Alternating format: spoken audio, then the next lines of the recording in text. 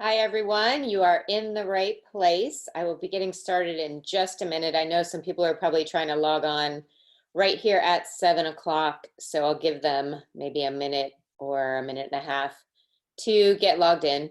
I see some of you made it on, so good job.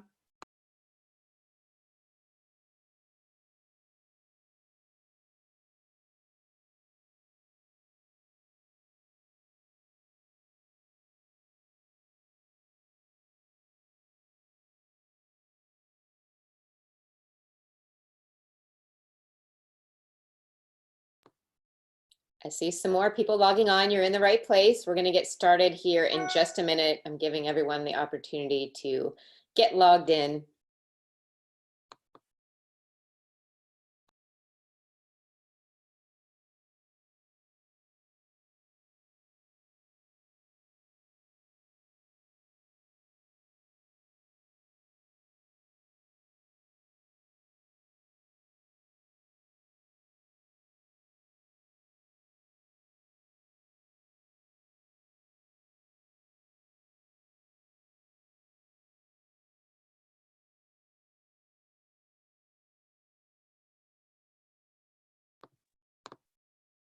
Okay, guys. Hi, everyone. I think we have most everybody logged in. It looks like we're still waiting on a few people. I know if you haven't used Zoom before, it can be a little confusing. So I'll start off slow to let them get into the webinar here. So I'm so glad you guys are all here, taking action with your health. You get to sit in your own home. I had to dress up, but maybe you guys are in your jammies. However you can get there. So we try to mix it up, have some in-person workshops and some webinars. This one I am attempting to record. So if you guys want it afterwards to send to a friend or family member that you think may need to hear the information, I can try to get it to you afterwards.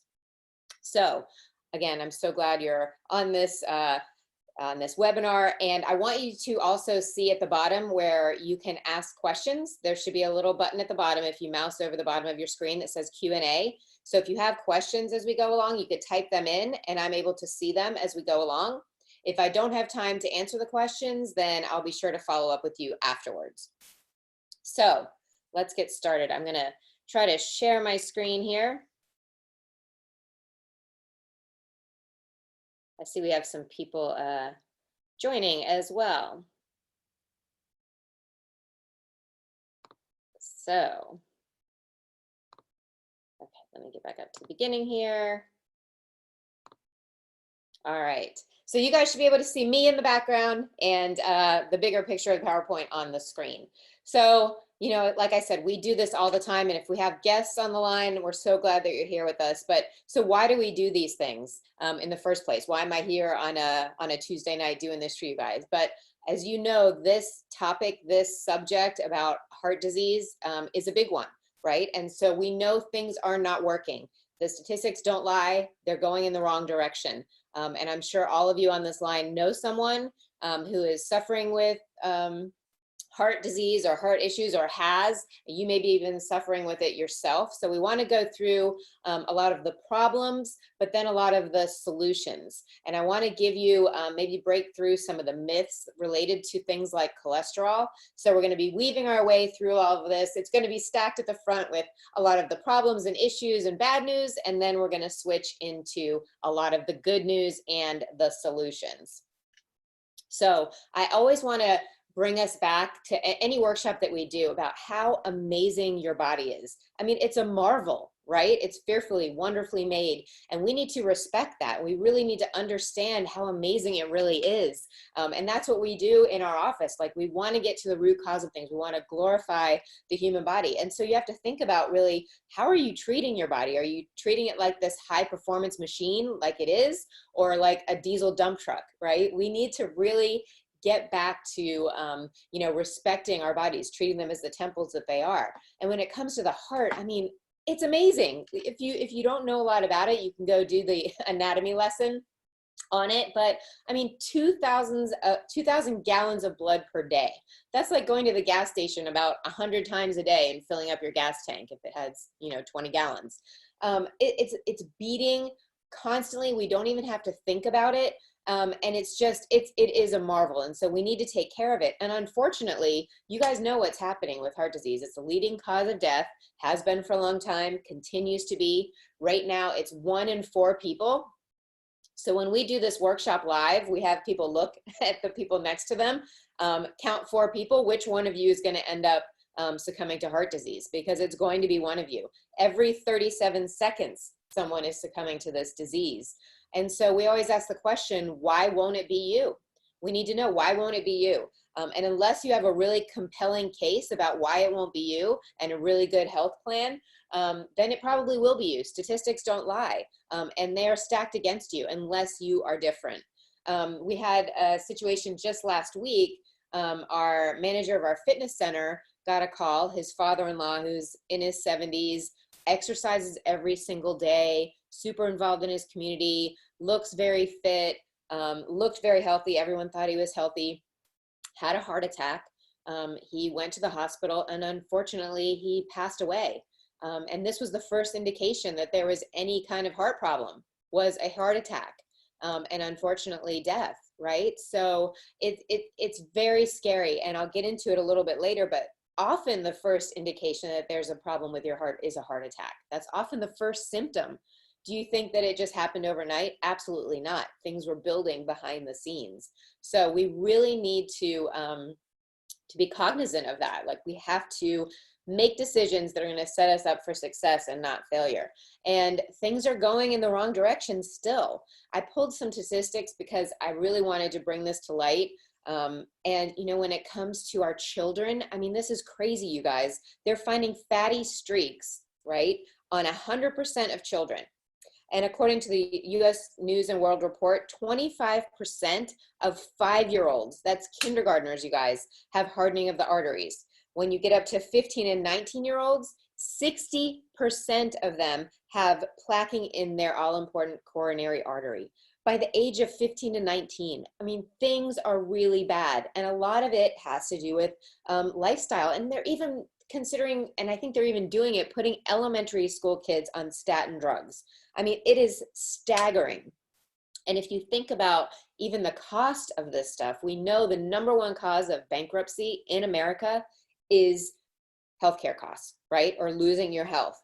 And so the AHA even says, you know, by the year 2030, the American Heart Association says 40% of Americans will be suffering with heart disease, and that the cost will triple from $272 billion to $818 billion by 2030. I mean, this is no laughing matter. This is bankrupting people. This is ruining families, ruining people's health. And it's absolutely ridiculous.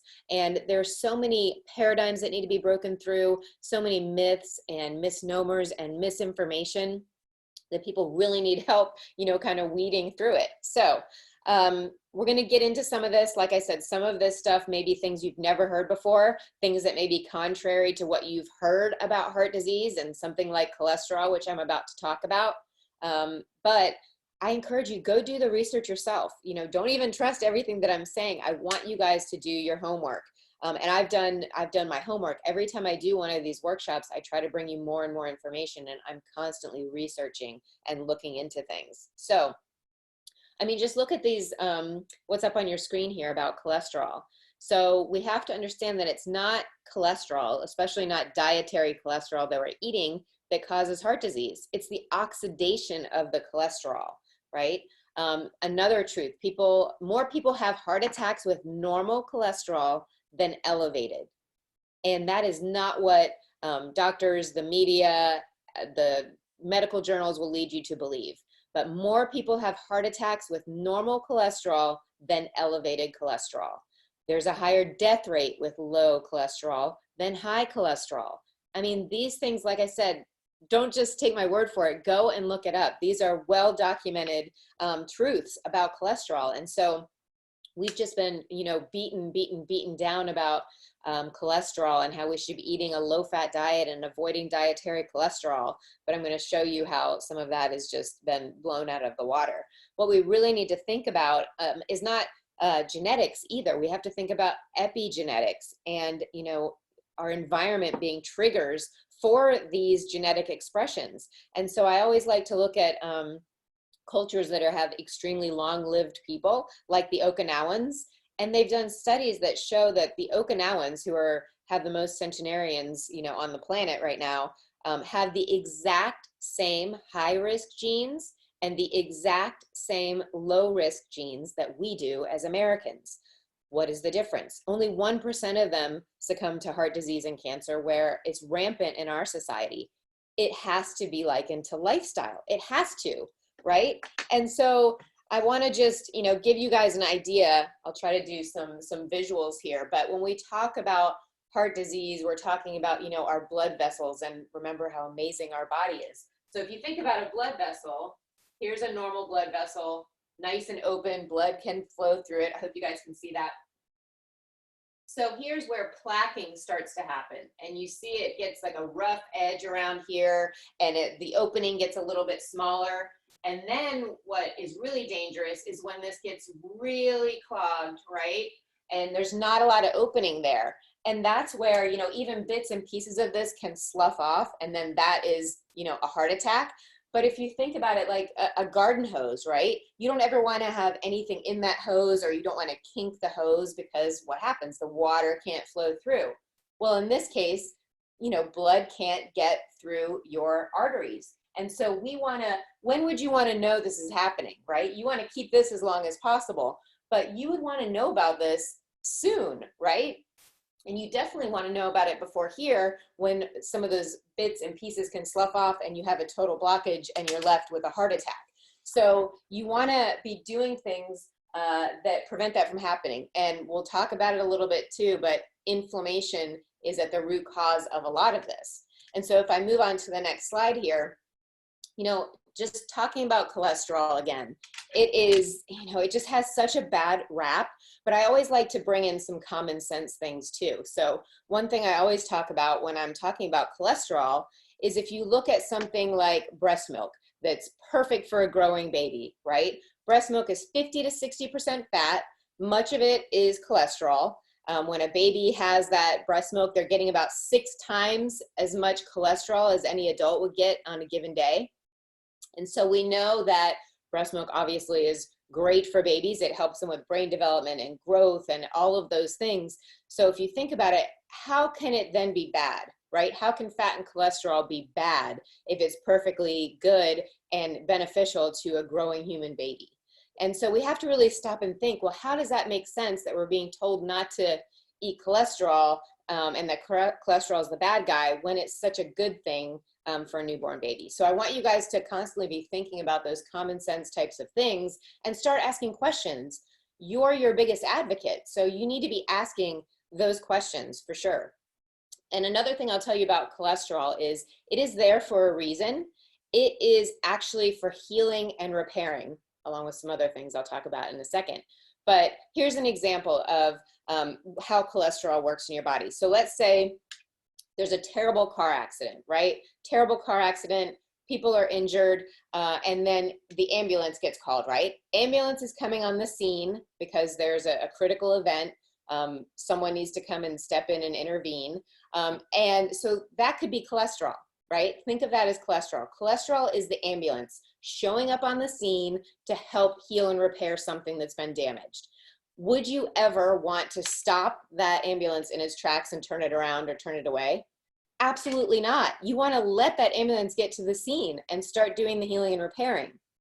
That's exactly what cholesterol is. So when I get into it talking about statins, why on earth would we want to eliminate the cholesterol? What we need to do is figure out the root cause of why cholesterol is showing up on the scene. I hope that makes sense to you guys, but that is a really great example of, cholesterol and how it has a purpose. Not only that, is it there for healing and repair, it is imperative for things like digestion, for things like hormone regulation, women and men. So men, a lot of men are worried about low testosterone, low T, but when people are on statins or trying to lower their cholesterol, their testosterone is not going to be regulated. And so no wonder. And so one of the first questions I ask men that are dealing with that is, are you on a statin? Because cholesterol is needed for hormone regulation, for brain development and function, for vitamin D, which I'll touch on as we go through this. But vitamin D is critically important, and your body can't convert anything to vitamin D without cholesterol. So cholesterol is like in your capillaries, and then when the sun hits your skin, it is then converted to vitamin D. So without cholesterol, you're not making the vitamin D that you need, and no wonder everybody is deficient. Every single person I've ever tested that is not supplementing with vitamin D3 is deficient. And I guarantee if you haven't been tested and you haven't been supplementing with vitamin D, that you're deficient too. I'm happy to help you guys get that tested if you haven't. But, you know, just a couple of stories here, again, with the common sense stuff. So my dad worked for General Electric. He was vice president of General Electric company, an officer of the company, had access to the best doctors that that anybody could have access to. And so he was told his cholesterol was a bit high. He was prescribed a statin. He didn't tell me about it until afterwards, but he took it. And all of a sudden he started having this tremendous heel pain. He'd never had it before. And he finally connected the dots that it could be related to the statin. Goes off the statin, and sure enough, it goes away. My brother, when he was in his 30s, was also told his cholesterol was a little bit high, was prescribed a statin. And he asked the doctor, okay, listen, doc, if I were to, through my lifestyle, you know, diet and exercise, would I ever be able to get my cholesterol as low as the number that you want it to be? And the doctor said, absolutely not. That's why we are prescribing a statin. And my brother said, why on earth would I want to artificially get my cholesterol, unnaturally get my cholesterol to a level that I could never do it naturally? And so he said, I'm out. And he never took it. But if you think about it commonsensically, that just doesn't make any sense. We even had a diabetic patient recently who started, you know, once you are diagnosed with something, you start getting prescribed medications. And two of the medications that he was prescribed were blood pressure meds and statins. He doesn't have high blood pressure and he doesn't have high cholesterol. And he asked, of course, why am I being prescribed this? And the doctor said that it was preventative. And that's because once you start going on these other meds, let's say for diabetes, guess what happens? Your blood pressure goes up, your cholesterol goes up, and then they'll say you have the need for those things. So, I mean, it's just preventatively, we're giving this stuff to patients. It's crazy. And so I want to just point out, you know, not to hit this statin thing the whole entire webinar, but it's important that you guys know this stuff, because some of you may even be on statins. You may definitely know people that are on statins, and this is information that just isn't readily available. And like I said, go look it up if you don't believe me. So I wanted to give you a couple of quotes from people in the medical profession that are looking at this thing saying this does not make sense. So this is Elizabeth Nabel. She's the director of the National Heart, Lung, and Blood Institute. She said, we have no evidence that taking a cholesterol lowering medication like a statin will prevent them from getting heart disease. I mean, that's pretty simple, right? And pretty glaring too that she would say that. Here's another one. This is Dr. Jerome Hoffman, professor of clinical medicine at the University of California. He said, what if you put 250 people in a room and told them they would each pay $1,000 a year for a drug that they would take every single day, that many would get diarrhea and muscle pain, and that 249 out of the 250 would have no benefit? And they could do just as well by exercising. How many would take that? I mean, it's just, it doesn't make sense, you guys. And some of the side effects of these statins: liver damage, neuropathy, joint pain, ligament tendon rupture, which was what my dad was experiencing, muscle wasting, heart failure, cholesterol lowering. Like I said, that's an important thing for us to have. Depression, memory loss, and it stops the production of CoQ10. CoQ10 is critically important for your muscles and tissues. And when you take a statin, you are depleting that. And that is actually dangerous. So that is why people that are on a statin are at higher risk of something like a heart attack because that CoQ10 is being depleted. So even if I can't talk you out of taking a statin, please, please, please make sure that you are taking CoQ10 along with it. Or if you know people on a statin, they need to be taking CoQ10. Max Living has a great one, and then I'm going to show you another product that has CoQ10 in it as well. So that was a lot on cholesterol, I know, but the other thing is we have to really get away from some of our terminology and calling it good cholesterol and bad cholesterol. It's just cholesterol, and each of it has its own purpose. But HDL, of course, cleans out the arteries, shuttles the LDL away. And so those are numbers that we look at. I'm going to get into some of the ratio issues in a minute. But then, you know, people call LDL the bad cholesterol, but what are the reasons? We're always trying to track back to the root cause of why would someone have high LDL, right? And that's basically breaking the 5 essentials. So you guys know what the 5 essentials are, right? But it's not eating right, not exercising, being exposed to toxins like medications, not getting enough sleep, not having a good mindset. All of those things lead to high LDL, and much of it is preventable, right? Even the medical model, medical professionals say that a lot of this is preventable. I'll talk about that also in a minute. But again, we want to be thinking about not just the total cholesterol number. When people tell me what their total cholesterol number is, it's not something I really want to hear because it doesn't have a lot of meaning.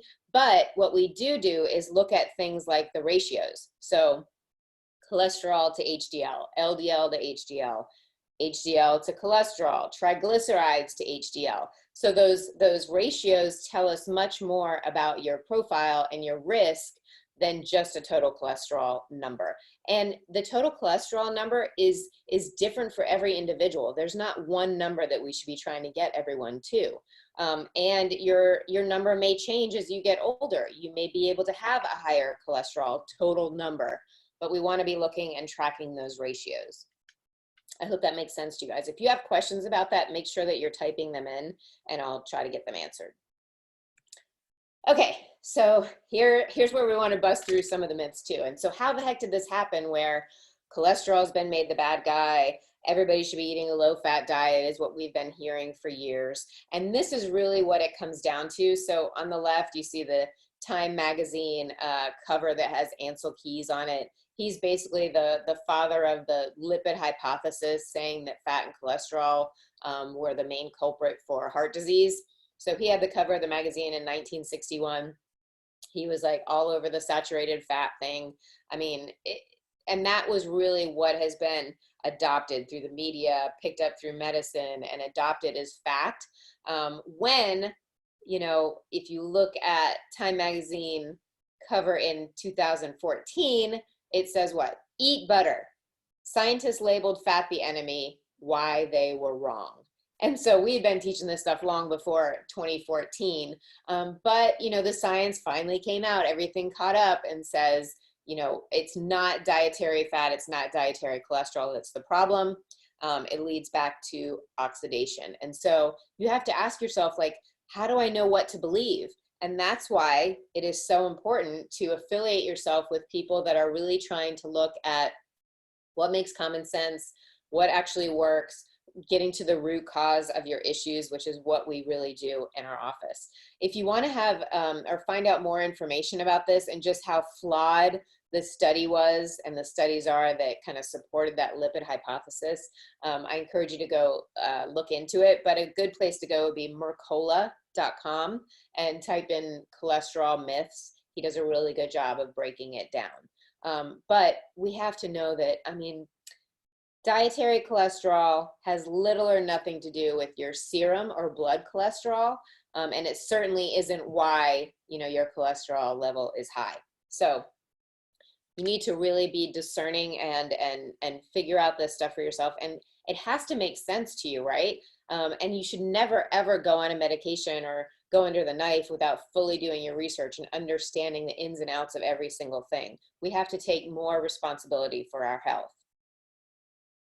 And then, you know, high blood pressure is a warning sign, of course. If we go back to this chart right here, you know, this is going to give you high blood pressure. Think about the garden hose kinking, right? When it's kinked or when it's clogged, it can't get through, the water can't get through, and pressure is going to build up behind it. And so high blood pressure is a common symptom of this. What's really, really cool is that there's so much research even on chiropractic and high blood pressure. So these are both on WebMD, which is a medical website. But they found that a cervical adjustment, it decreased the systolic number by 14 points and diastolic by 8 points over the period of 8 weeks.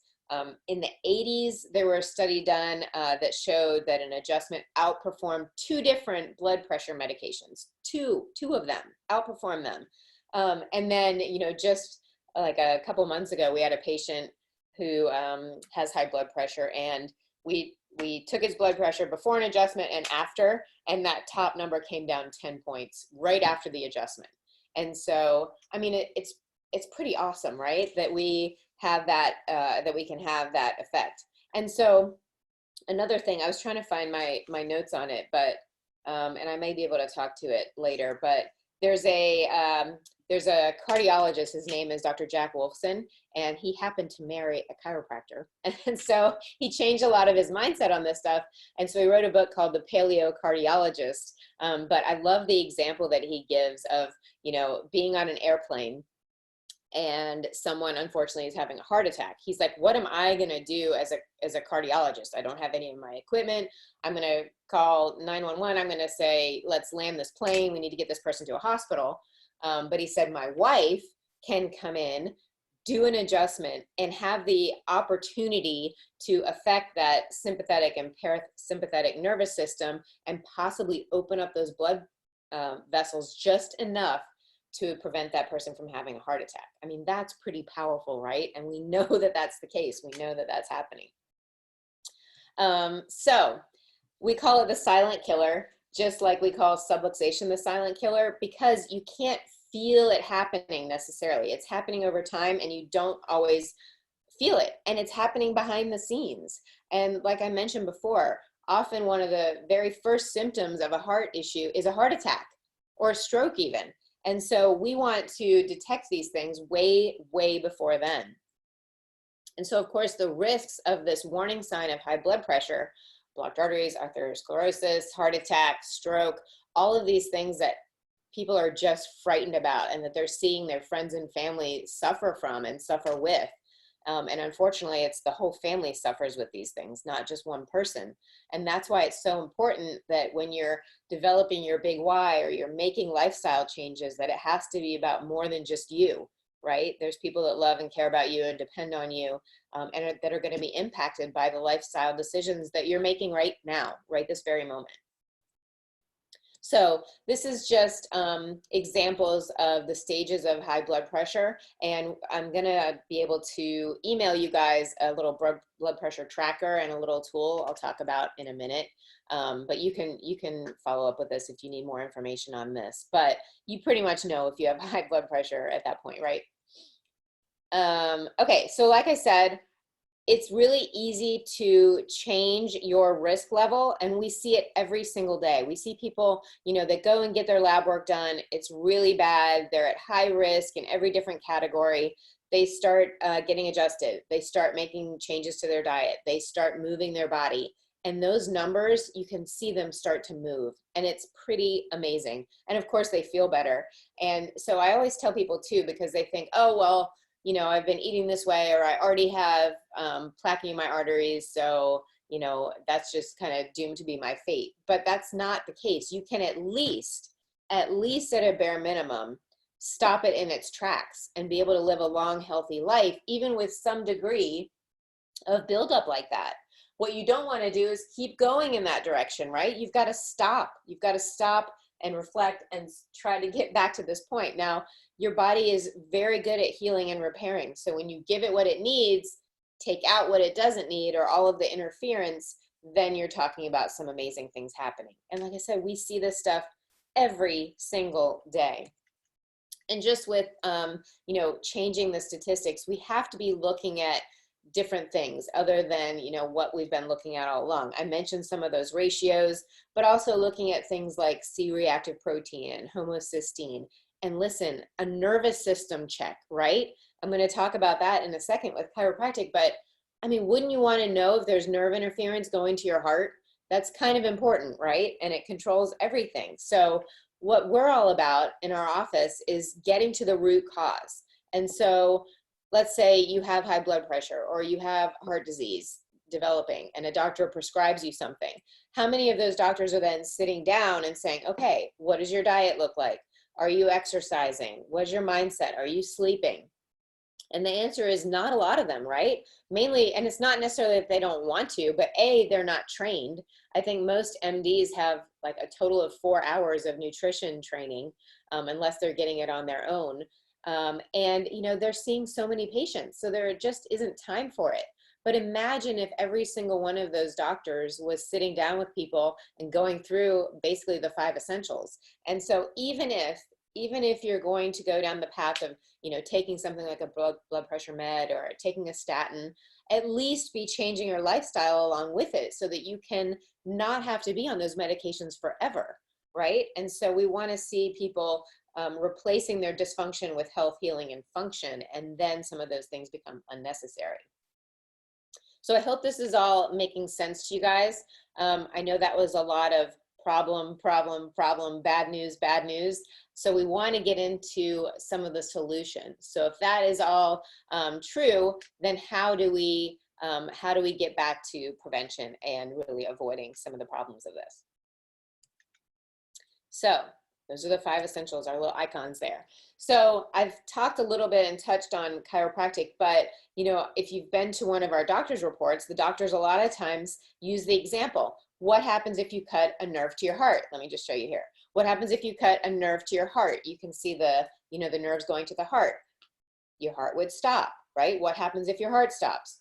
You die, basically, right? So you can make that connection, but what if there's interference? What if there is pressure on that nerve? What percentage are you okay with? Are you okay with 90% function? Are you okay with 80% function? 50%? It's really important to think about, like, any degree of interference to that nerve system, to that organ, to that heart is going to diminish the function of that. And I always like to use this example too. I hope you guys can see this. So this is function, right? Here's 100% function. That's 100% function, right? And a lot of people are really focused on symptoms. And so they think they're fine, they think they're healthy until they see that first symptom. So here's the first symptom. Symptoms are the first thing to show up, the last thing to show up and the first thing to go away. And so if you look here, you've already lost 40% function by the time that first symptom shows up. So here's your first symptom, right? So you've already lost 40% function before that first symptom comes up. Now, if you don't address it, if you have symptoms going on that aren't being addressed, you're heading in this direction. You're just getting less and less functional, right? And so you have to, at a bare minimum, stop in its tracks right here, and then you have to try to get back to that function. And that's why, you know, we always talk to you guys when we're doing our progress evaluations or anything about, you know, how you're progressing. And of course, we want to address symptoms because they make your life painful or interferes with your ability to get things done or your family life. But that's just the tip of the iceberg. We're looking at doing way more than just getting you out of pain and getting rid of your symptoms. We're looking to get back this function that's been lost. And that's all, you know, root cause. That's all giving your body what it needs, taking away what it doesn't, taking away the interference. But this is a dangerous thing, right? Because people are like, oh, I feel better. I don't have this symptom anymore. I don't have that symptom anymore. I feel good. But like I mentioned with our friend's father-in-law, he felt great. He had no idea he had no idea he was going to wake up and have a heart attack the next day. He felt great. He looked great. He was active. But obviously he was here somewhere. He's already lost function. And so this is a really important chart for you guys to understand, because like I said, the symptoms are the last thing to show up and the first thing to go away. And that's a dangerous thing. We're talking about function here, not just chasing symptoms. So I hope that makes sense to you guys.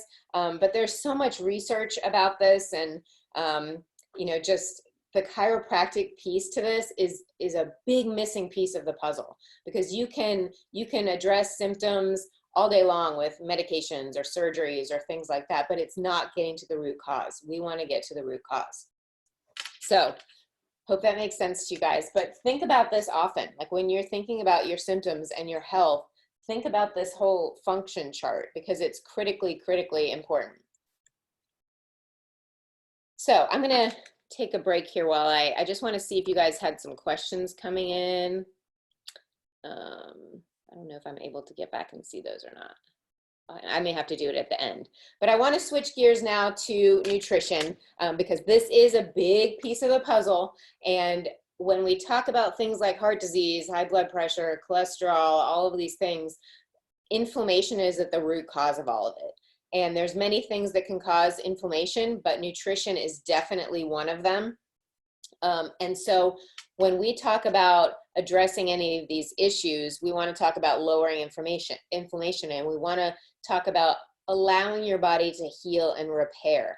And the best way to do that, like the three biggest things that are causing people to go down this path of heart disease and inflammation, are sugar, too much sugar, the wrong kinds of fats, and toxins, right? And so those three things have to be addressed and have to be changed or eliminated in order for you to have a healthy heart, healthy blood vessels, healthy blood pressure, all of that. And so mainstream tells us very different than that, right? There is still the low fat, low fat, low fat mantra. And I just went on the American Heart Association website the other day, and it's low fat, low cholesterol, low cholesterol. And I mean, if you just look at the numbers and you look at the stats, that's not working. That has not gotten us anywhere but sicker. And so it just doesn't make sense. And I don't know if you guys remember this, but I think it was a year or two ago, there was the whole coconut oil gate, where the AHA came out and destroyed coconut oil, saying it was terrible, it was full of saturated fat, it was causing all these people to die. And it was like this big media storm of craziness. And you come to find out that there was money behind that. It wasn't pure, if you will. And so we know that coconut oil is not the enemy, right? It's saturated fat. Polynesian countries have been using it for years and years and don't have heart disease and cancer like we do, and diabetes. So, you know, that you have to take all of that stuff with a grain of salt. And I have no idea how that thing got legs and took off, but it's absolutely crazy. But the American Heart Association is still endorsing these things. And another thing that, you know, you really have to wonder about or think about is endorsements. Because you'll see, like, the American Heart Association will have endorsements on things like cereals and oatmeal and lunch meats and stuff like that. And it's like, you have to wonder, really, like, is that healthier for my heart than something like kale or avocados, which you'll never, ever, ever see a stamp, you know, American Heart Association stamp on those foods. So, you know, you have to take all of that with a grain of salt, because it's all linked back to money, right? It's all for money. And so the American Heart Association is like, you know, the go-to for people with heart disease that want to avoid it or are trying to manage it. But the things that they're promoting are not bringing health, right? So we have to break out of those paradigms for sure. Okay. So if you guys have the Align Your Health book or have been to any of our workshops, you know that our plans are based on, you know, whole foods, as natural as possible, unprocessed. I'm not going to go into each of the nuts and bolts. I'll kind of do a highlight or overview, but of course you guys can reach out to us anytime you want. But you can see from the picture, like the picture on the left are real foods. Your body knows what to do with them. The picture on the right, processed food, junk, sugar, fat, and toxins, which are the three dangers that I mentioned as well. So one thing that's hugely important when we're talking about heart health is omega-3 fatty acids. And I'm sure you guys have heard this term, you know, thrown around, and a lot of people are taking fish oils and things like that, which is really important. You do have to be aware of the sourcing of those things and the quality of the products. But omega-3 fatty acids are so, so important. And the ideal ratio of omega-6 to omega-3 fatty acids would be about 4-to-1. It could be, 1-to-1 to 4-to-1, somewhere in that range. Unfortunately, most Americans have more of a 40-to-1 to 50-to-1 ratio. That means omega-6 dominant. That means inflammatory process, right? And so all of those omega-6s are things like the processed oils, the corn oils, the canola oils, processed foods, hydrogenated oils, all of that. Those are all of the omega-6s that everybody is loading up on. And when that ratio gets out of balance, it's very dangerous, and it's a highly inflammatory process. And that's why we tell people how important it is to be eating a lot of fat, but it has to be the right kind of fat. It has to be good quality fat from things like what you see on here. So coconut oil, avocados, olive oil, as long as you don't heat it, avocado oil, nuts and seeds. Our omega supplement is a great one to add to your diet. And that little capsule isn't really even a supplement, it's food. There's oil in that capsule that you're taking every single day. And I have some cool things to show you with that too. But just like I said, I'm not going to get into the details, but our 2 plans that we recommend, the core plan is really what everybody should be doing. Like this is the bare minimum. This is what kids should be doing. This is what healthy adults should be doing. But you're eating a lot of good healthy fats. You're eliminating all of those damaged fats. You're eating naturally raised animal proteins. And this is critically important too. The protein that you're eating, I always think about it like high performance fuel versus diesel fuel, right? You want to get the best quality protein you can. I mean, that's what your tissues and your muscle are built from. That's where healing and repair comes from while you're sleeping. You want to be giving your body the building blocks that it needs to be building good, healthy tissues and cells. And so naturally raised animal products like free-range chicken, wild-caught fish, grass-fed beef and dairy. And on the core plan, we're looking at whole grains, sprouted grains, ancient grains like quinoa, for instance. And then pretty much any fruit and vegetable is free game on core plan. You want to be eating a lot of colorful foods. And a good rule of thumb for the fruits and vegetables for produce is to follow the EWG's guide for the Dirty Dozen and the Clean 15. So they look and they check the pesticide loads of all the different fruits and vegetables that we have here in America and come up with a list that shows which ones are the most highly pesticide laden and which ones are not. So that's what I recommend following for that. So again, this is like a plan for everybody. It's basically just whole foods, eat naturally occurring foods. It takes a little bit of work to get used to it and to know where to find and source these things, but it's not hard. It's not a deprivation plan by any means whatsoever. Everything still tastes really good. And there's so many more options that are healthy that are readily available at grocery stores now. It should not be an issue. And then the advanced plan is taking it a step further. And so this is a healing type of diet. It's for healing and repair. It's for people with high blood pressure, with heart disease, with diabetes, with cancer, or people that really want to just prevent all of those things. Because I'll tell you what, there's no downside to this diet. So I'll go through it first and I'll tell you why there's not a downside to it. So no grains. So it's a gluten-free nutrition plan. So that means no rice, no pasta, no bread, all the good stuff that everybody likes, right? Lots of healthy fats, no damaged fats, naturally raised animal proteins. And then when it comes to fruits, so any vegetable goes, but when it comes to fruits, we really want to limit it to the very low glycemic or low sugar fruits. So that would be like berries, Granny Smith apples, grapefruit, things like that. And the top one is obviously the hardest for people. It's the no grains.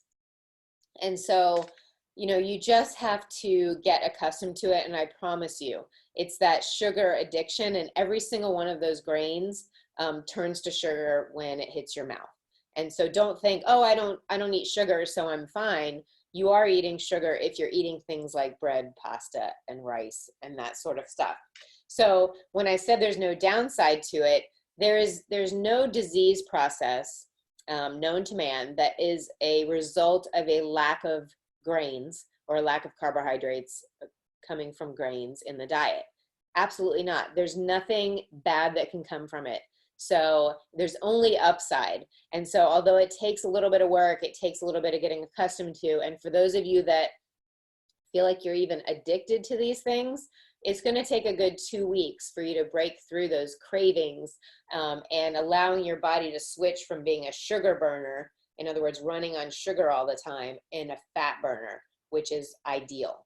I do want to mention too that the advanced plan is also a ketogenic type plan. So a lot of you guys have heard of the keto diet and getting your body in a state of ketosis.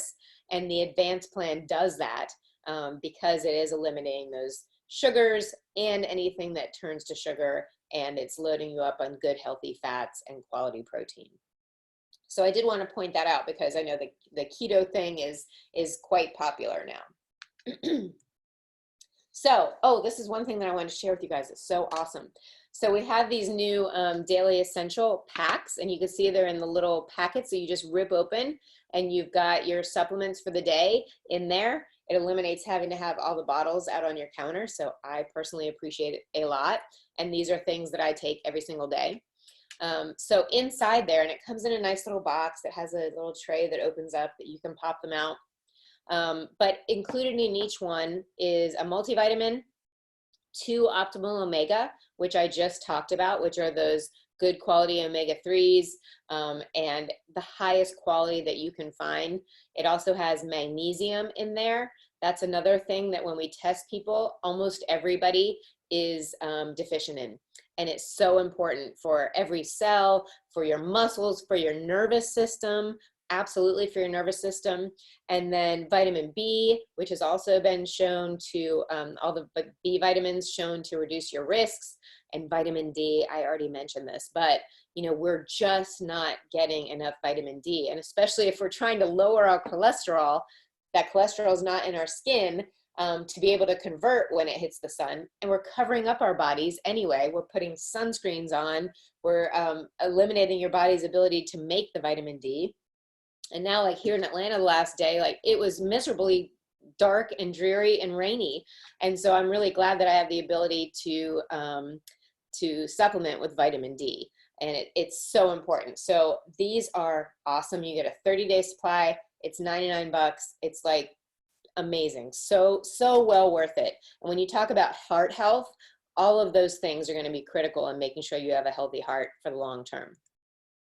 And then we have a couple of, I want to see if I can show you guys this in a minute, maybe go to our website. But if you go to our website, westcobbchiropractic.com, and you go to the store, there's different categories, and you can scroll over to health interests, and you can see different things. Like you could see high blood sugar, high blood pressure, cardiovascular, where we have these bundles set up. And also a ton of information about why they work, what's in each one of them. But these are 3 of the new ones that we have, and it's a cardiovascular bundle. So it's got the garlic and parsley and broccoli blend, which you guys know, you know, when it comes to cruciferous vegetables, all of the benefits related to that. And then there's a cholesterol one as well. A lot of you guys may recognize red yeast rice that's been associated with a more natural way to help prevent the oxidation of the cholesterol and even get some of those numbers back in line. And you can see that has CoQ10 in it as well. So we have a standalone CoQ10 and one in this red yeast rice product. Black cumin seed and plant sterols. This is really cool. Like the plant sterol product comes from a pine tree, and it actually hinders the absorption of that, of the oxidation of the cholesterol. So these are really cool. And there's another one, a high blood pressure bundle that has, you know, things to help with muscles, with blood flow, with circulation, and all of those things. Like I said, I'm not going to go into all of the details of each one of these products, but you guys can go on our website and it is just loaded with information, including including research and citations for all of these ingredients as well. So I'm super excited about all of that. So here's just a picture of it. You can see this is a picture of our website. So if you look there, you can see where it says health interests. I don't know if you could see my cursor or not, but you can click on this and it gives you a drop down with all of the different bundles and options. So it's really cool. I'm so excited about these things. And, you know, I have people come in all the time and say, oh, I'm taking, you know, this supplement from the local drugstore or grocery store or whatever. And you look at the ingredients and it's like, A, there's not a lot of good ingredients in there, or they're harmful ingredients. B, it's not been third-party tested. In other words, you don't know what's in those things. And, you know, it may be doing more harm than good. And it's a really scary thing to be buying supplements and things like that on Amazon. I love Amazon for lots of things. And I order from Amazon all the time, but not for my supplements, because there's been a lot of third-party reviews that show what's it says is in the supplement isn't in there, lots of shady stuff going on. So just go to a trusted source like us. And then this is what I was talking to you about. I'm going to email this to you guys. It's a blood pressure and heart rate tracking chart. So it just tells you what normal is and gives you like a chart each day to track. But I wanted to stop here too and talk to you about something really cool. And this also relates back to the chiropractic piece, but I've been doing a lot of research on this recently. And it's so awesome. So you guys know, like, people often look at their heart rate, but what I want to talk to you guys about is what's called heart rate variability. Heart rate variability. So I want to show you guys this. Hopefully you can see it. So here is like what you would see on an EKG, right? And if you can't see that, I apologize, but I'll explain it so you'll understand. So what heart rate variability is, it's looking at not just how many times your heart beats in a minute, but how much rest is in between those beats. So it's looking at this, from this beat to this beat and to the next one. You can see how that's a little bit longer. So to explain this, your heart rate variability is really what is an indication of how easily your body can adapt, how resilient it is, how flexible it is, how easily it can switch gears. And where it comes in, you know, with chiropractic and with your nervous system is if you have a heart rate variability that is the same.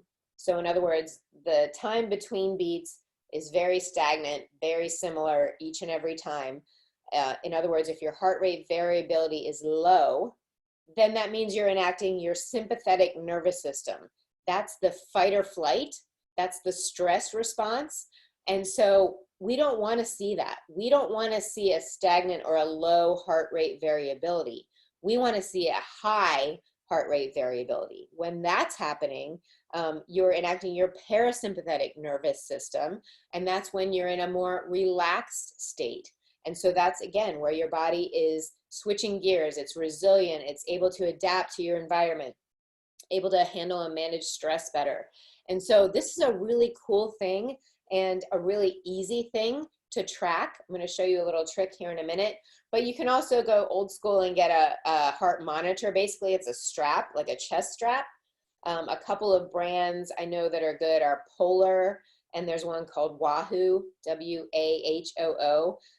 There's also an app on your phone you can download. It's called Elite HRV, Elite HRV, and you could track it that way. I just found out about this recently. So I don't wear my Apple Watch all the time because I don't like all of the electromagnetic pollution that may come from it, but I do wear it in the mornings up to the time that I work out. And if you have a smartwatch like this, like an Apple Watch, it tracks your heart rate variability. I had no idea. It's the coolest thing. So it tracks it every morning automatically. You can also force it to track by going through the Breathe app first. I'll talk about that in a second. And then it'll force the reading.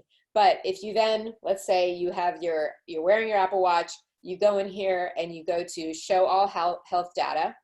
And there's a little category that's called heart rate variability. And you can see by week, by day, by month, and by year, You can see mine's pretty good there. I got quite a bit of variability. Can you guys see that? So my heart rate variability is pretty good, but the cool thing is you can track this over time. And so you can see how your body is adapting, how you're managing and adapting to stress by tracking this over time. And just like the scans in the office, you want to be looking at changes over time. And so, you know, if I don't like what I'm seeing here, I may make some lifestyle changes, right? And so to do some testing on this, I did a couple things. One was I tested it before and after I got adjusted. And of course, right after I got adjusted, my heart rate variability went way up. Another thing I did was a cold shower. Yes, it was painful, but I did it. But it's actually so good for you because your body is having to adapt. Guess what happened to my heart rate variability after a cold shower? It went out the roof. And so we want to see that number change quite a bit. And you guys, it's really cool to see how you know, and chiropractic can impact your nervous system and allow your body to become more adaptable to your environment. I mean, that's huge. Of course, we're, you know, moving bones and taking pressure off of nerves as well, but to be affecting your nervous system and your body's ability to adapt and be resilient and be flexible is amazing, amazing. So if you guys don't know anything about heart rate variability, you can ask me more about it later. But do some research on it. And if you want more information on how to track it, I'll be happy to give that to you too. But it is cool stuff, cool stuff. And then you guys are also going to get, I'll email you this as well, just our cardiovascular performance perspective, which just basically lists out the 5 essentials and what you should be doing in each one of those essentials to have a healthy heart. So I got lots of goodies for you guys. Okay, hope you guys are still hanging in with me. We're almost done. We got to talk about exercise and we have to talk about mindset and sleep, and then we're about done. But exercise is one of those things, like I said, when we see people start moving their bodies, we see their bodies start to change. We see their lab values start to improve. But listen, my husband says this all the time. Exercise is not a recommendation. It's essential. Your body requires a certain amount of movement every single day, genetically. Like it is a genetic requirement. When your body is not getting that movement, it is flipping your genetic switches into a disease state, meaning you're pulling that trigger to that genetic gun, right? Remember I said the Okinawans have all the same high risk, low risk genes. They're not pulling the trigger to those genes. We are. And so you don't want to pull that trigger. So you want to be exercising. And there's a lot of myths and misnomers about exercise and cardio health. And so, you know, the fundamental purpose really or principle of exercise is the idea of overload and adaptation, right? You're overloading your body, you're overloading, let's say, your lungs and your heart, and your body's adapting. Again, the heart rate variability. I tested it before and after I did a max T3 workout. What do you think happened to my heart rate variability? It went way up. So we want to really get our intensity up. And when a lot of you guys listening may be like, well, I don't really exercise. Like, how am I going to exercise in an intense state? But intensity is relative, right? So it's relative for your current status, where you are right now. You could be intensity for you, maybe walking to the mailbox, right? Intensity for someone else, maybe doing 100 burpees. But as long as you're breathing hard and you feel your heart rate going up, you know you're working in a more intense state. And so for us at the fitness center, what we do a lot of times is we'll do 100 burpees for time, and your heart feels like it's beating out of your chest. Your breathing is very labored, but that's where the magic is happening. That's where your body is adapting. That's where you're getting the most benefit. And so most people think, and again, if you go to the American Heart Association's website, they tell you, you know, you need to be getting 30 minutes to an hour of cardio every single day to get the benefit. And so most people think cardio is like that aerobic type exercise where you're on a treadmill or on a Stairmaster or jogging or running. But all of the research now is coming up to show that high intensity, short duration, which is what max T3 is where it's at in terms of heart health. And so it's really cool to see that even cardiac rehab doctors are now starting to adopt this. So instead of having their heart patients like, oh, you know, Jimmy needs to rest, he needs to be laying in a bed. No, they're getting people up and moving, and not just moving, not just like walking on a treadmill. They're doing this high intensity stuff right after people are coming out of, you know, surgery, right? They're taking and using this high intensity short duration for people in cardiac rehab centers. And like I said, go look this up. It's pretty cool stuff. And so the best way to condition your heart, to strengthen your heart, to improve your heart is to work it, right? The law of overload, the law of adaptation. Your body is amazing. It will step up to the plate when it's required to. And so it's really cool to see that stuff. And of course, if you guys haven't exercised before, you're just getting into it, you want to consult with us, consult with your doctor before you move down the path. But it is magic, you guys. It's absolutely magic, especially the Max T3 type of workouts. We see the most amazing changes in people at our fitness center. Some of you, maybe some of them on this line right now. And then we also have to consider the pollution that we're exposed to. Of course, it's going to affect things like our heart and other organs and our brain and our everything. And so these are things that are silent killers too. They are accumulating over time.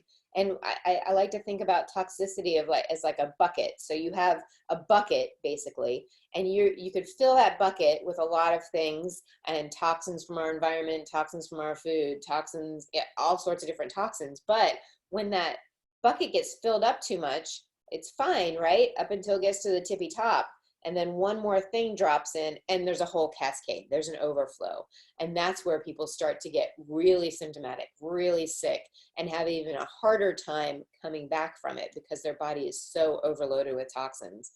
Something like heavy metals, mercury, lead, from things like amalgam fillings or silver fillings, from things like vaccines, that sort of thing, lead from lead pipes, lead paint, even, you know, it's in our water system and our environment. So that has been linked to heart disease for sure. And then of course we have the old school smoking, and now we have vaping has to be lumped into this category too. And so, you know, I always used to say smoking or cigarettes have like 4,000 different chemicals in there. Well, guess what?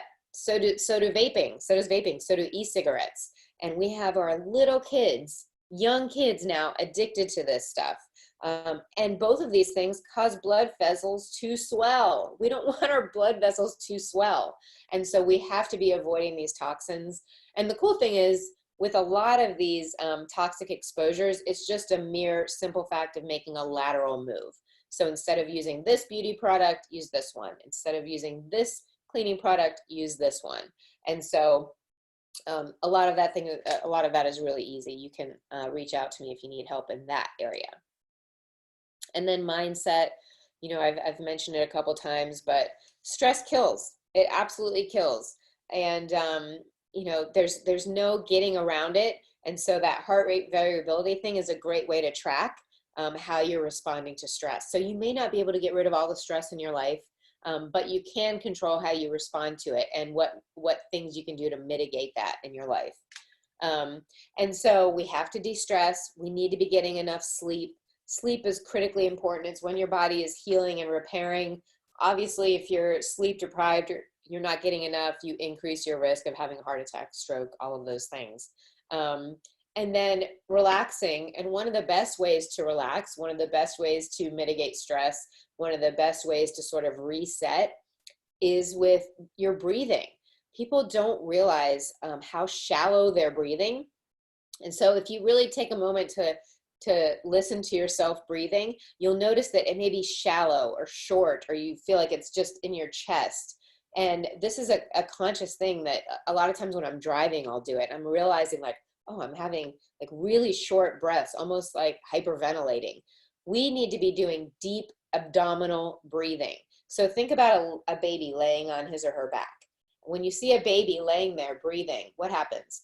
Their whole abdomen, their whole diaphragm and rib cage comes up and falls, comes up and falls.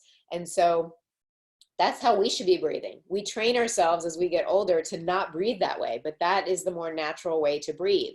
And so deep breaths in through your nose, out through your mouth. You could do counts of 4, but really, you know, even put your hands on there. feel everything expand and feel everything contract. And so you can be doing this, you know, throughout the day. You should be training yourself to breathe better. And I promise you, like, let's say you're like having a stressful moment. Do this breathing, this deep breathing, and I promise you it will help. A lot of times I'll do what's called like a block breathing. So breathe in for 4, breathe out for 4, keep doing that 4 by 4. And you know, it helps a lot. So I mentioned like my Apple Watch will let me track my heart rate variability, but the only way I can force it to take the reading is if I do the Breathe app first. So the Breathe app, if you haven't looked at that, you could do that too. It takes you through breathing. So you're watching it expand and contract, so getting you focused on your breathing, and then it'll take the reading. So, you know, those are just a couple little tidbits, but things you should be really thinking about because it's important and we're not getting a lot of that. So I'm going to skip past some of this because I want to get out and see if you guys have any questions. But your action steps are to do some homework, to make sure you're staying on track with your chiropractic adjustments, to meet with me if you need more help with nutrition or with toxicity or breathing or exercise or whatever it is. I'm putting it on you to come to us to get the information that you need and the support you need. Connect with us too. Make sure that you're friends with us or that you like our Facebook page because we post a ton of information on there. Make sure we have your email address so you get our newsletters as well. So let me see if I can get out of here and see if you have any questions. I'm so glad you guys were all on here. For some reason, I'm not able to pull up the questions, but you guys know how to contact me, so you can and you can see that my little chart's here a little bit bigger. It's going to be backwards when you're looking at it, but make sure you're reaching out to us. Make sure if you want this information or you want to share this webinar, I'm going to try to download the recording tonight, and if you want it, let me know and I can email you the link to it. Because this is critical information that everybody needs to know. And I really hope that I gave you some practical things to think about and some useful information to go back and like really assess the decisions that you're making in your life and where you may need to make changes.